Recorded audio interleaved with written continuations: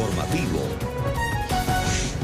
Buenas tardes, bienvenidos a esta emisión del informativo en NTN 24. Soy Karen Pereira y es un gusto acompañarlos durante la próxima hora en esta actualización de noticias. Vamos de inmediato a revisar los titulares de la jornada. Simpatizantes de Trump se congregan en Washington para la madre de todas las marchas en medio de una presunta rebelión dentro de la Casa Blanca.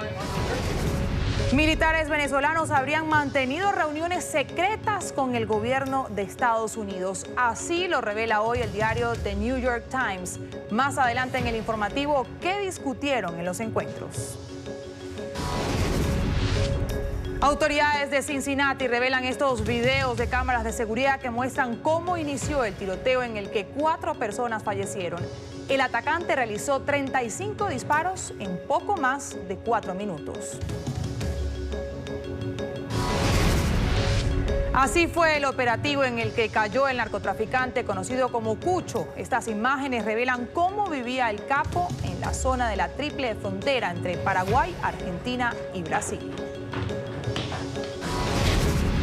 El abogado del hombre que apuñaló a Jair Bolsonaro habló sobre las causas del atentado. Atribuyó el accionar de su cliente al discurso del candidato a la presidencia de Brasil.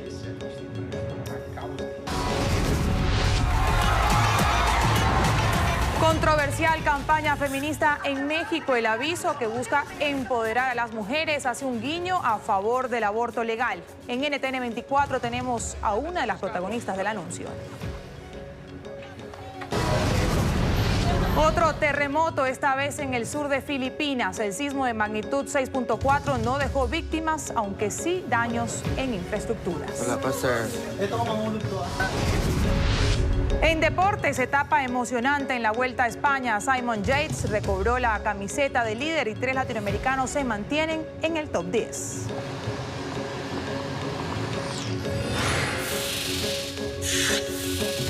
Comienza el informativo.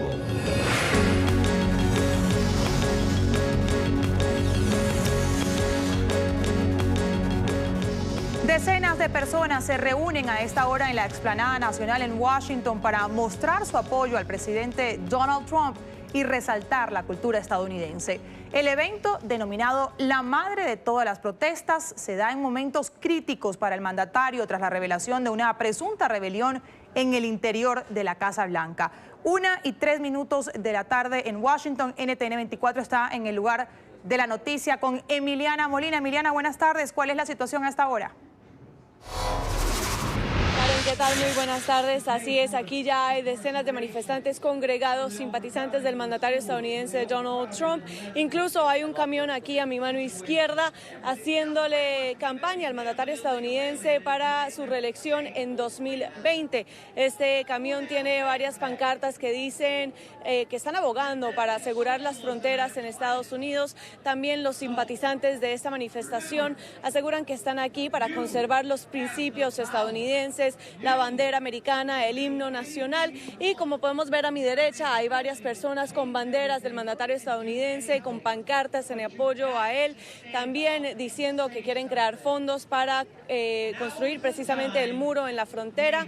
Aquí a mi mano izquierda, con la ayuda de Julio Moreno, están llegando más personas a congregarse en esta manifestación el día de hoy, que es la madre de todas las marchas, como la llaman aquí en Washington. Esto se estará llevando a cabo el resto del día. Vamos a ver también qué nos dijeron algunos manifestantes hace algunos minutos.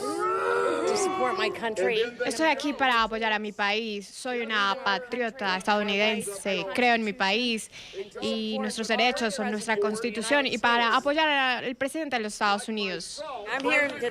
Estoy aquí hoy para levantarme en nombre de nuestros derechos constitucionales, nuestras enmiendas, y apoyar a nuestro país.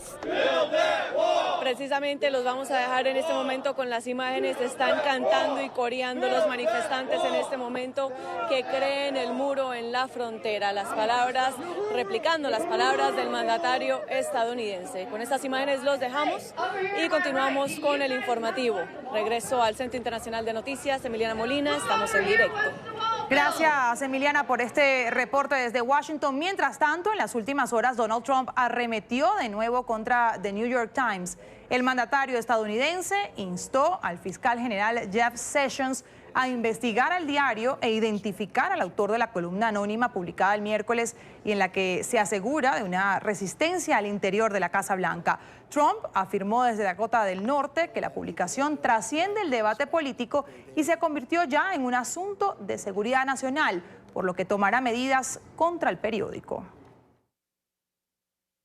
Bueno, vamos a ver qué pasa. Creo que es un tema de seguridad nacional. Ellos lo van a revisar fuertemente y vamos a encontrar quién es. ¿Por qué debemos vivir con alguien en la Casa Blanca que es realmente subversivo en un sentido? Quiero decir, si lo ves, es realmente subversivo. Así que vamos a revisar esto fuertemente. Eventualmente vamos a encontrar a la persona. Ahora, puedo decir en un alto nivel, no va a ser, no lo vas a encontrar ahí. De hecho, todas nuestras personas de alto nivel han llegado con cartas diciendo que eso es una desgracia. Y, ¿sabes? Sería muy difícil para ellos hacer eso y luego que de repente se encuentre que fueron ellos, así que vamos a encontrar quién es. Surgen nuevas revelaciones del tiroteo registrado esta semana en un banco de Cincinnati que dejó 3 muertos y varios heridos. La policía hizo públicas estas imágenes de las cámaras corporales de los efectivos de seguridad que atendieron la emergencia. En este dramático video se observa a los uniformados en la escena disparando contra el atacante que resultó abatido. Las autoridades de Cincinnati divulgaron los videos que muestran el caos que se vivió en una sucursal del banco Fifth Third Center en el centro de la ciudad, tras el ataque armado que dejó 3 víctimas mortales y múltiples heridos.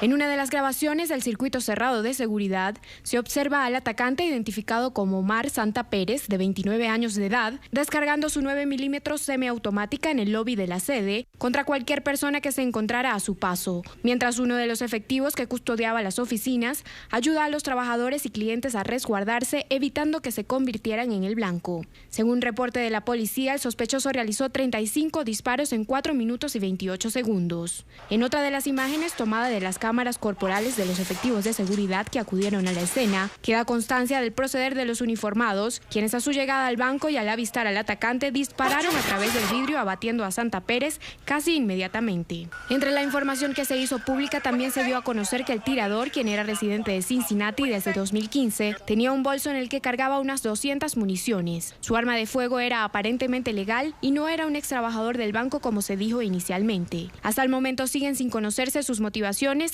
ni si sufría alguna enfermedad mental. El gobierno estadounidense habría sostenido reuniones secretas con militares venezolanos rebeldes para discutir una posible salida al régimen de Nicolás Maduro. Según información publicada hoy en el diario The New York Times, los encuentros iniciaron el año pasado y los oficiales habrían asegurado que representaban a cientos de integrantes de la Fuerza Armada Nacional Bolivariana que estaba en desacuerdo con el oficialismo.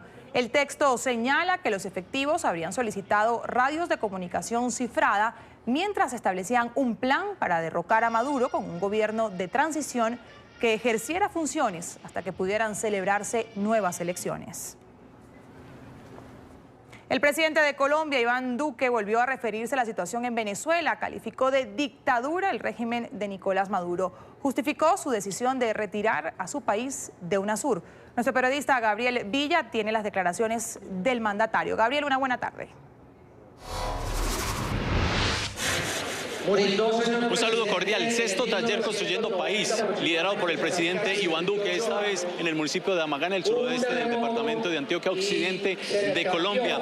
Ha entregado un primer discurso el presidente haciendo una evaluación de los primeros 30 días de gobierno.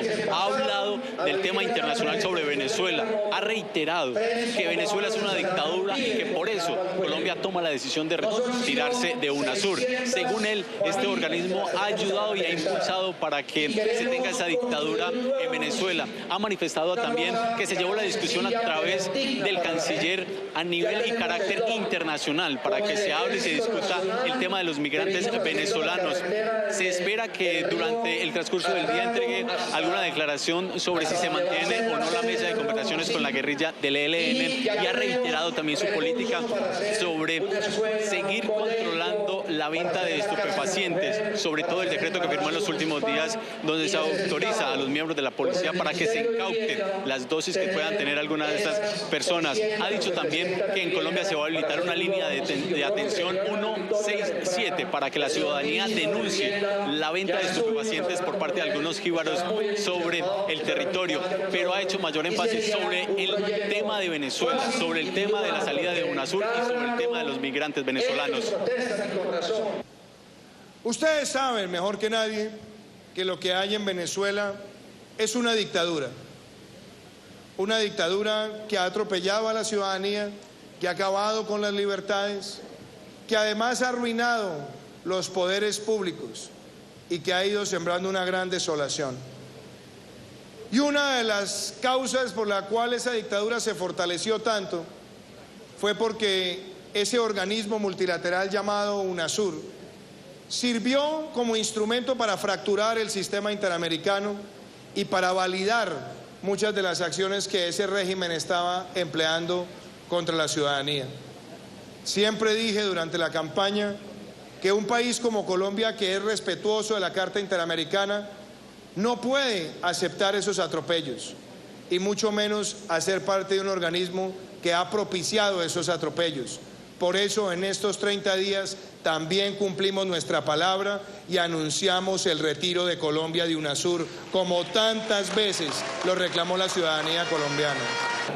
En este momento el presidente está escuchando a los alcaldes, diputados y también al gobernador del departamento de Antioquia, que lo está haciendo en este momento, sobre las necesidades de cada una de las regiones que se tienen. Se espera que al finalizar la tarde el presidente entregue un segundo discurso donde se espera que hable sobre la guerrilla del ELN. Es la información que les tenemos desde el occidente de Colombia, el departamento de Antioquia. Gabriel Villa, ustedes con más información en el Centro Internacional de Noticias. Gracias, Gabriel. Mientras tanto, en los alrededores de Bogotá, las autoridades han iniciado un operativo para atender a los miles de venezolanos que han llegado a la ciudad huyendo de la crisis en su país. Se trata de una jornada de atención integral con el fin de brindarles de forma gratuita valoración nutricional, salud oral y vacunación. NTN 24 está en el lugar de la noticia con Shirley Salazar. Shirley, una buena tarde. Adelante. Hola, muy buenas tardes. Pues aquí en el Colegio León 13 del municipio de Soacha se adelanta esta jornada. La población migrante están recibiendo atención psicosocial, en salud, también en la parte legal, porque muchos de ellos llegan aquí a Colombia después de hacer una larga caminata y llegan sin la documentación requerida. Nos acompaña el coronel Gabriel Peña. Coronel, ¿cómo se desarrolla esta jornada? ¿Qué tipo de atención específicamente están recibiendo? Esta es una jornada desarrollada por el Ejército Nacional a través del Comando de Apoyo de Acción Integral, donde se beneficiarán 2.600 personas, las cuales son migrantes de Venezuela y personal vulnerable del municipio de Soacha, Cundinamarca. ¿Qué tipo de documentación deben presentar una vez lleguen aquí al colegio en el municipio de Soacha? Solamente registrarse en la entrada y hacer todo lo correspondiente al TRAIS para ser revisados por el médico correspondiente. Coronel, muchísimas gracias. Vamos a hablar con algunas de las personas que están recibiendo aquí la atención en este momento. Para conocer cómo se viene desarrollando. Discúlpeme, muy buenas tardes. ¿Cómo es su nombre? Laidet Sánchez. Gladys, ¿hace cuánto llegó de Venezuela? Hace 4 meses. ¿Y en qué condiciones tiene alguna dificultad de salud? ¿Qué atención espera recibir durante esta jornada? Bueno, hoy espero odontología y cardiovascular, si es posible. Y en cuanto a la parte legal, ¿qué tipo de documentos le están exigiendo? Pues, ¿cómo piensa reubicarse, poder trabajar aquí en Colombia? Sí, bueno, he estado buscando trabajo, pero bueno, sí ha sido un poco difícil porque siempre piden algo que pues o no lo están dando en Venezuela, algún documento, o bueno, también porque si uno no ha tenido aquí ningún tipo de estudio o experiencia laboral, pues también pues rechazan la solicitud de trabajo, aunque uno tenga experiencia en áreas importantes. Bueno, usted llegó hace poco de Venezuela. ¿Cómo está la situación en materia de salud allá? Bueno, pues allá está muy mal porque no hay los hospitales, sí, los pocos que funcionan, pues generalmente por falta de mantenimiento, la gente bueno, es peor ir al hospital porque muchas veces se infectan y hay mucha gente que ha muerto por esa razón, porque no hay medicamentos. Muchísimas gracias. Pues como vemos, hay muchos padres que llegaron con sus niños que de pronto no han recibido las vacunas, el esquema completo de vacunación allí en el vecino país y esperan también los más grandecitos también poder acceder a un cupo escolar aquí en Colombia. Es la información que registramos desde el municipio de Soacha. Shirley Salazar para NTN 24. Gracias, Shirley. Una buena tarde para usted. Y a una cárcel de máxima seguridad fue trasladado el hombre que atacó con un cuchillo al candidato a la presidencia de Brasil, Jair Bolsonaro. Permanecerá en una celda individual y sin contacto con otros presos. Por su parte, la defensa del agresor dijo que la acción de su cliente se debió al discurso que maneja el aspirante derechista. Desde los calabozos de la Policía Federal en Juiz de Fora, la segunda mayor ciudad del estado de Minas Gerais, Adélio Obispo de Oliveira, de 40 años, autor confeso del ataque del ultraderechista Jair Bolsonaro, fue trasladado a un penal de máxima seguridad de Campo Grande, capital del estado Mato Grosso del Sur. Podría pasar hasta 20 años en prisión por el crimen que cometió. Por orden del juez a cargo del caso, el hombre estará en una celda individual y sin contacto con otros presos. También será sometido a exámenes psiquiátricos, esto por solicitud de sus abogados que sospechan de que su cliente tiene problemas mentales. La defensa del agresor atribuyó su accionar al discurso del aspirante a la presidencia del Partido Social Liberal. No, dice que el odio nació 3 días atrás. Él dijo que el odio nació 3 días atrás cuando oyó un mensaje de presidencial de Bolsonaro y eso fue creciendo en lo íntimo de él. Mientras tanto, Bolsonaro, desde el hospital en Sao Paulo, donde se recupera, aseguró que fue un milagro salir con vida del atentado. De no ser por la atención, iba a morir. Es un milagro, es un milagro. Gracias, mi Dios. En las afueras de la clínica, cientos de seguidores del ultraderechista se concentran para expresar su apoyo al político. Estaremos en las calles haciendo la campaña por él y entre campañas estaremos aquí en las puertas del hospital rezando por su recuperación, para que su familia pueda sentirse mejor. La Comisión Interamericana de Derechos Humanos condenó la agresión y manifestó su preocupación ante la violencia electoral registrada en Brasil cuando falta un mes para los comicios. Hacemos una primera pausa aquí en el informativo. Al volver, atentado contra un alcalde en México. El funcionario se debate entre la vida y la muerte. Ya regresamos con el informativo.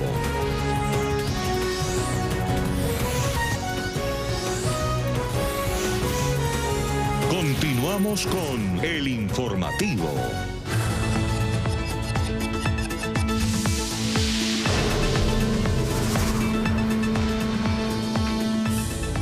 Impresionante operativo militar en Honduras. Soldados y policías bajaron de camiones a patrullar en las calles y entrar a las casas en comunidades marginales del país. Se trata de una nueva estrategia del gobierno para combatir a las sanguinarias pandillas que aterrorizan a los pobladores. Una nueva estrategia para combatir a las sanguinarias pandillas en Honduras. Soldados y policías abandonaron sus camiones el viernes para patrullar en las calles y entrar a las casas de comunidades marginales de la capital del país. El presidente Juan Orlando Hernández anunció la estrategia el 29 de agosto en un intento por neutralizar la violencia que arroja una tasa de 43 homicidios por cada 100.000 habitantes, 5 veces el promedio mundial. Pandillas como El Combo, MS-13, Barrio 18 y Chirizos mantienen aterrorizados a los vecinos en la capital y otras ciudades, donde extorsionan, asesinan, violan y asaltan ante la falta de presencia de las autoridades. Por las noches, los vecinos se refugian en sus casas en un tácito toque de queda impuesto entre las luchas por territorios por venta de drogas y extorsiones. El gobierno dividió los barrios ocupados por pandillas en cuadrantes para desplegar a los militares y policías, aunque no ha revelado cuántos efectivos participan en la operación. En el Picachito fueron detectadas 2 casas locas, como llaman a las viviendas que los pandilleros arrebatan a los ocupantes para utilizarlas como escondite para cometer asesinatos. Tras su anuncio, el presidente llamó a los pandilleros a dejar las actividades ilícitas, ofreciendo crear espacios para que tengan oportunidad de enmendar su vida. Mientras se realizaba el operativo, los vecinos se refugiaron temerosos en sus casas y se negaban a hablar con la prensa. Aquí hay que ver, oír y callar, dijo a la AFP un vecino de 64 años que se identificó como Carlitos. Como multimillonario, así vivía el capo paraguayo Reinaldo Javier Cabañas, detenido tras la denominada Operación Berilo. Tras el operativo de captura, las autoridades allanaron una lujosa mansión e incautaron una colección de autos de alta gama y $800.000 en efectivo. Se trata de uno de los más poderosos operadores del narcotráfico que operaba en la zona de frontera común entre Paraguay, Uruguay y Argentina. Esta lujosa propiedad pertenece a Reinaldo Javier Cabañas Santa Cruz. No se trata de un multimillonario o un reconocido empresario en América Latina. Es el narcotraficante detenido esta semana en Ciudad del Este, Paraguay. Un hombre que se dedicaba a lavar dinero proveniente del tráfico de drogas a través de varios negocios como casas de cambio, hotelería y venta de vehículos, y que le dejó pertenencias como esta. Alias El Cucho tenía como centro de operación la frontera común entre Paraguay, Uruguay y Argentina. Las autoridades lo señalan de tener relación cercana con el diputado Ulises Quintana, del gobernante Partido Colorado, y a quien le fue confiscada una camioneta propiedad del narcotraficante. La operación Berilo, que adelantó la Fiscalía paraguaya, dejó al descubierto la vida de lujos y valiosos juguetes que tenía el capo. Cabañas tenía como ídolo al también narcotraficante Pablo Escobar. Varios cuadros y fotos del capo colombiano fueron encontrados en el allanamiento a la propiedad, donde fue detenido junto a 7 de sus colaboradores. Su admiración por Escobar también lo llevó a ordenar la construcción de una finca similar a la Hacienda Nápoles, reconocida en Colombia. Está instalada a orillas de un lago, posee una playa privada, piscina, parque infantil, cancha de fútbol y cuartos para huéspedes. Cuenta además con un mini zoológico con espacio para albergar a animales exóticos, así como lo hacía Escobar. En la mansión, las autoridades también allanaron una flota de vehículos de alta gama. La Secretaría Nacional Antidrogas y el Ministerio Público también incautaron armas, celulares, 21 kilos de cocaína y $800.000 en efectivo. En Bolivia, la oposición denuncia que el presidente Evo Morales pretende legitimar su candidatura con una nueva norma. Se trata de la Ley de Organizaciones Políticas, que da lugar a elecciones primarias para definir candidatos para las presidenciales y en las que Morales será el postulante del oficialismo. En La Paz, Paola Cuentas y del reporte. Paola. Buenas tardes, amigos de NTN 24. La Ley de Organizaciones Políticas fue promulgada en suelo boliviano en medio de una polémica entre oficialistas y opositores. Y es que se consideraba en primera instancia que esta norma no regiría para las elecciones presidenciales del 2019. Sin embargo, oficialistas hicieron modificaciones y habrá primarias para lo que significa el proceso electoral del siguiente año. Esto significa que los partidos políticos deben elegir a sus binomios. Y el oficialismo ya ha señalado que será el presidente Evo Morales. Por ello consideran que con esto pretenden avalar más lo que han señalado que sería no respetar el voto del referéndum. El movimiento al socialismo ha iniciado en implementar una fórmula más de Venezuela, una fórmula a la venezolana para no respetar el voto del pueblo.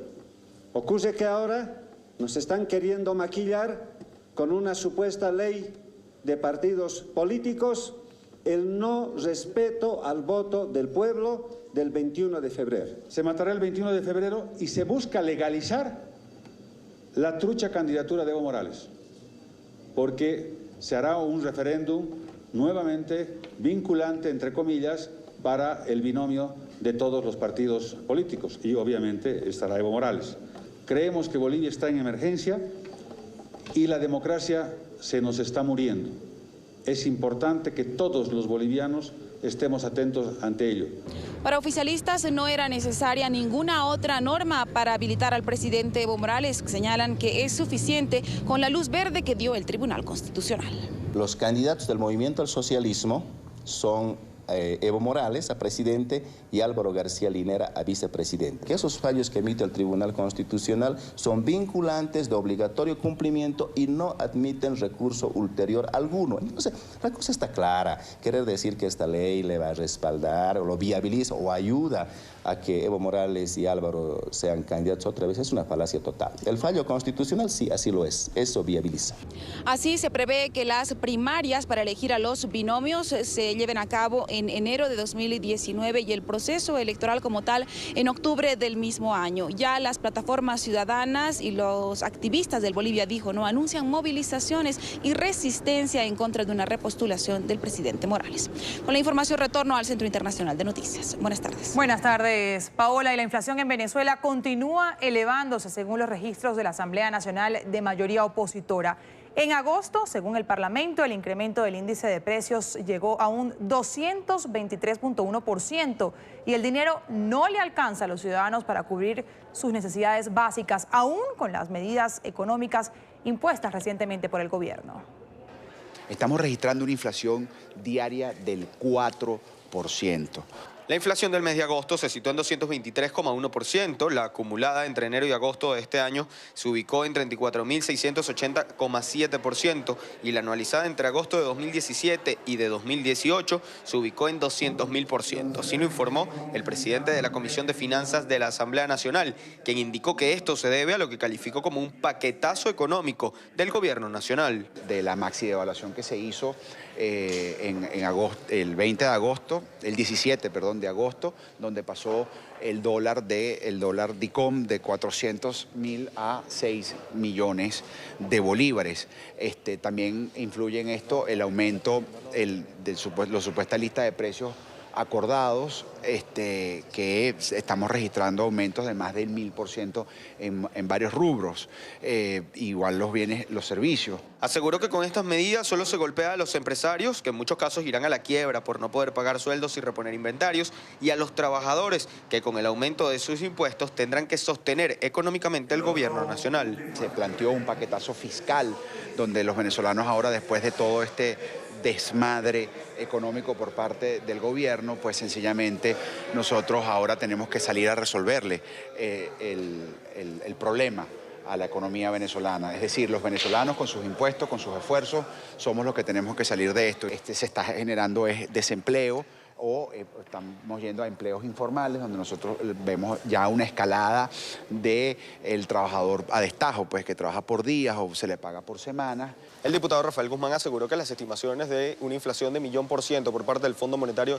Internacional para el año 2018 en Venezuela estarían erradas, podrían incluso duplicarse ante las nuevas políticas económicas del gobierno venezolano. Desde Caracas, Venezuela, para NTN 24, Luis Alejandro Laya. De éxito total califica la oposición en Nicaragua la jornada de paro nacional que terminó esta madrugada y que se extendió por 24 horas. Distintas organizaciones civiles y de derechos humanos recopilaron información desde todos los departamentos del país y constataron, según sus cifras, que casi la totalidad de empresas y comercios cerraron sus puertas para presionar al régimen de Daniel Ortega y exigir la liberación de los considerados presos políticos. En 90% situaron el índice de servicios en huelga, mientras que el oficialismo aseguró que el llamado a paralización fue un fracaso. En diálogo con NTN 24, Gonzalo Carrión, representante del Centro Nicaragüense de los Derechos Humanos, dijo que la jornada demostró la fuerza que mantienen los grupos que siguen exigiendo un cambio político en el país. Como ofensores, contribuyendo al llamamiento que tuvimos haciendo monitoreo de la situación de derechos humanos, pero digamos, no salimos a las calles y las calles en general estaban desoladas. Y el parte que dieron desde las diferentes ciudades, departamentos, por redes sociales, los canales de televisión que transmiten lo que sucede, es un paro generalizado y con valoración de un éxito total todos los que llamaron al paro. Y definitivamente es una acción cívica contundente después de casi 5 meses que demuestran que en Nicaragua la cosa no es tan normal, que hay una resistencia cívica, una verdadera rebelión frente a la tiranía y la opresión. En estado crítico se encuentra el alcalde electo de Chihuahua, Blas Juan Godínez, tras recibir un disparo en la cabeza tan solo horas antes de que tomara posesión en el cargo. De acuerdo con información de la policía, Godínez, doctor de profesión y ganador de los comicios por la coalición de Juntos Haremos Historia, se encontraba en su consultorio cuando llegó un hombre que pidió ser atendido y al encontrarse a solas con él cometió el atentado. En noviembre del año pasado, el crimen organizado ingresó al mismo recinto y secuestró a su padre, de quien hasta la fecha se desconoce su paradero. Una ópera improvisada sorprendió a los visitantes de un céntrico mercado local en México.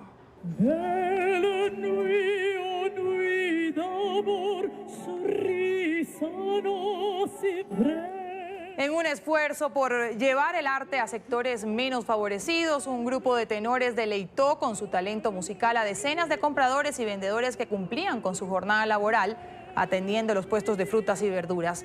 Los intérpretes fueron ovacionados al finalizar su show. Juntas Juntas Imparables es la nueva y controversial campaña de Nike en México que busca empoderar a las mujeres. El mensaje va más allá de realizar ejercicio. Lo más polémico de esta publicidad está al final de la pieza, cuando una de las protagonistas se cubre el rostro con un pañuelo verde, un claro guiño al movimiento a favor del aborto legal que surgió en los últimos meses en Argentina. El comercial Juntas Imparables de Nike comienza en un trancón en la Ciudad de México. En el principio del video se puede observar cómo una joven le recrimina a su madre por aplicarle un producto en el cabello a la fuerza. En ese momento aparece Paola Morán, reconocida corredora mexicana, lo que motiva a la joven a bajarse del carro e impulsar a sus acompañantes para que la sigan. Las mujeres corren por la calle y en el camino se les unen más. En el recorrido se muestran problemas cotidianos que afrontan varias mujeres, como el acoso callejero. También aparecen distintas figuras del deporte femenino de ese país, entre ellas la gimnasta Alexa Moreno, la futbolista Nayeli Rangel y la boxeadora Mariana Juárez, todas practicando su deporte.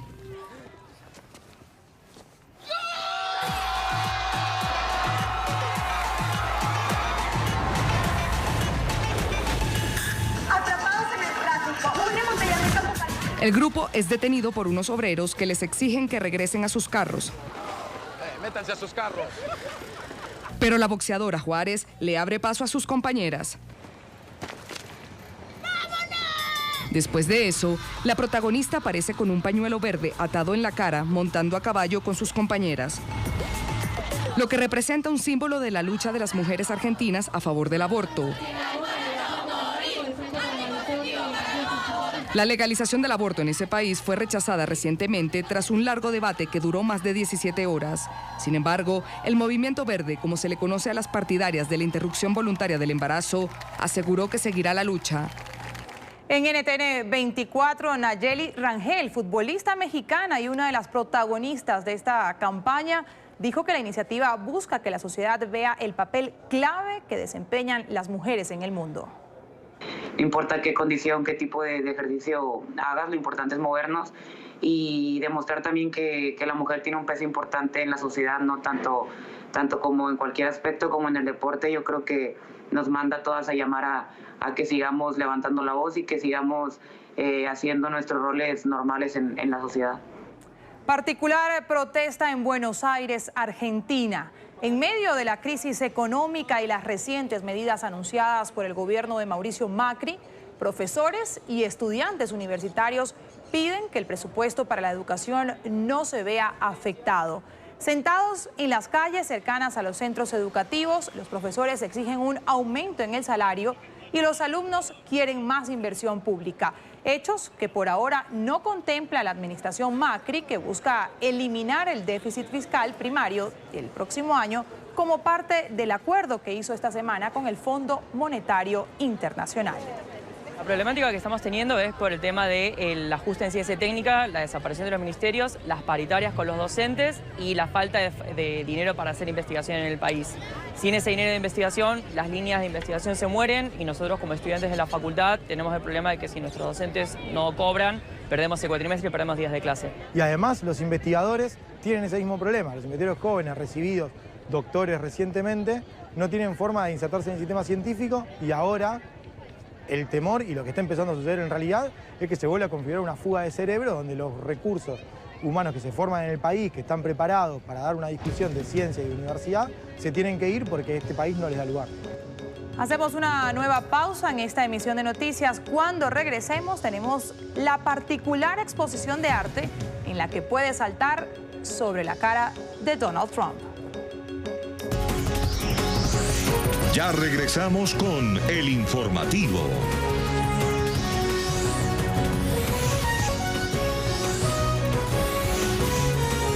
Continuamos con El Informativo.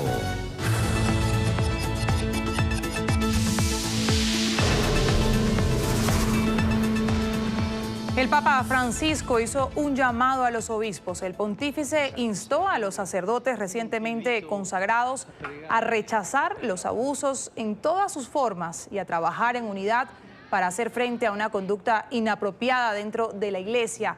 así como al encubrimiento de tales actos. Sin embargo, el Papa no se refirió de manera específica a las denuncias de abuso sexual cometidos por curas. Llamó a rechazar la cultura clerical que suele colocar a los sacerdotes en un pedestal, que a su juicio es lo que ha alimentado el escándalo. Recrudece la violencia en el sur de Irak. La ciudad de Basora se ha convertido en escenario de una batalla campal, luego de que la oposición exigiera la dimisión del primer ministro Haider al-Abadi. Hoy, grupos armados lanzaron 3 proyectiles a un terreno baldío cerca del aeropuerto internacional sin causar víctimas. El ataque se produce un día después de que cientos de manifestantes incendiaran el consulado iraní. Al menos 11 personas perdieron la vida este viernes en enfrentamientos con las fuerzas de seguridad. Al menos 15 personas murieron y 25 resultaron heridas tras un accidente de tránsito en el sur de Afganistán. Un autobús de pasajeros chocó contra una camioneta en la provincia de Kandahar. Las autoridades iniciaron las investigaciones del accidente. Entre los fallecidos se encontraban varias mujeres y niños. 2 héroes escaladores sin trajes de hombre araña en China. Literalmente subieron por los balcones como el personaje de los cómics para rescatar a esta niña que colgaba desnuda del 4º piso de la estructura. Ocurrió en la ciudad de Changshu, en la provincia oriental de Jiangsu. Uno de los hombres llegó al vecindario a bordo de un carro y al ver la escena se bajó del vehículo y corrió para ayudar. La pequeña estaba sola en casa. Su padre la dejó dormida en una habitación y al despertar desbloqueó el seguro de la ventana y llegó hasta esta zona. Afortunadamente, la historia terminó sin un hecho que lamentar. Un fuerte sismo de magnitud 5.6 sacudió en la madrugada de este sábado el suroeste de China. El epicentro del temblor se localizó a 18 kilómetros de la ciudad de Lianzhou, en la provincia de Yunnan, según informó el Servicio Geológico de Estados Unidos. El movimiento telúrico tuvo una profundidad de 10 kilómetros. Según las autoridades locales, no se reportaron víctimas mortales. Sin embargo, 4 personas necesitaron atención médica por lesiones menores.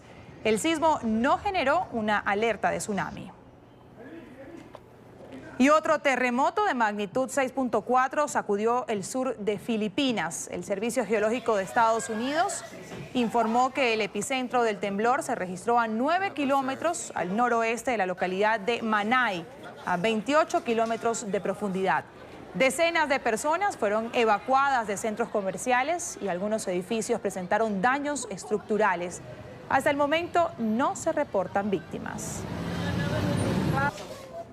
Búsqueda contrarreloj en Japón. Equipos de rescate a esta hora adelantan operativos para hallar sobrevivientes del terremoto de magnitud 6.7 que azotó el norte del país al amanecer del jueves y que cobró la vida hasta ahora de 30 personas. 40.000 efectivos del ejército, la policía y los bomberos participan en estas labores cuando está cerca de expirar el plazo de 72 horas, considerado crucial para hallar con vida a víctimas de la catástrofe. Los servicios de rescate prosiguen a contrarreloj con la búsqueda de supervivientes del fuerte terremoto que sacudió en la madrugada del jueves la isla nipona Hokkaido, al norte del país, que causó derrumbamientos y corrimientos de tierra y sepultó decenas de viviendas. Unos 40.000 efectivos de las fuerzas de autodefensa, la policía y los bomberos participan en estas labores cuando está cerca de expirar el plazo de 72 horas, considerado crucial para hallar con vida a víctimas de la catástrofe. Por el momento, el balance de muertos asciende a 31, mientras que al menos una decena de personas continúan desaparecidas tras el terremoto de magnitud 6,7 en la escala de Richter que sacudió Hokkaido. Las tareas de búsqueda se concentran en la localidad de Atsuma, en el epicentro del temblor, donde se produjeron los desplazamientos de tierra más graves y hubo más viviendas y establecimientos afectados. El terremoto también causó que los cerca de 3 millones de viviendas de la región de Hokkaido sufrieran cortes de suministro eléctrico, aunque la mayoría de ellas ya se ha restablecido este servicio, según la compañía eléctrica Hokkaido Electric Power. El primer ministro nipón, Shinzo Abe, afirmó este sábado que el gobierno continuará haciendo todo lo posible para asistir a los afectados por la catástrofe, durante su intervención en una reunión ministerial recogida por la agencia local Kyodo.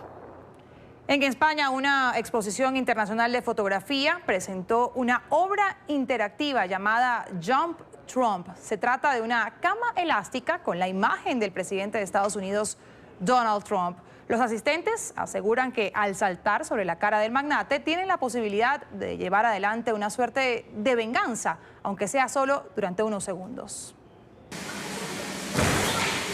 ¿Le apetece dar un golpe al rostro de Donald Trump? Una exposición fotográfica en España permite a los visitantes saltar desde un trampolín sobre una colchoneta cubierta con una foto del rostro del presidente estadounidense. Jump Trump es el título de esta instalación que forma parte del Guecho Foto, festival internacional de fotografía realizado cada año en la localidad de Guecho, al norte de España. En esta edición, la política estadounidense está en el centro del programa con el enorme retrato y una pieza de video que critica el plan de construir un muro en la frontera de México y Estados Unidos. El festival estará abierto hasta el 30 de septiembre, listo para recibir a todos aquellos que quieran saltar sobre Trump. Hacemos una última pausa aquí en el informativo. Al volver, en la información deportiva, ¿cómo quedó la Vuelta a España tras la jornada 14 de la competición? Ya regresamos con el informativo.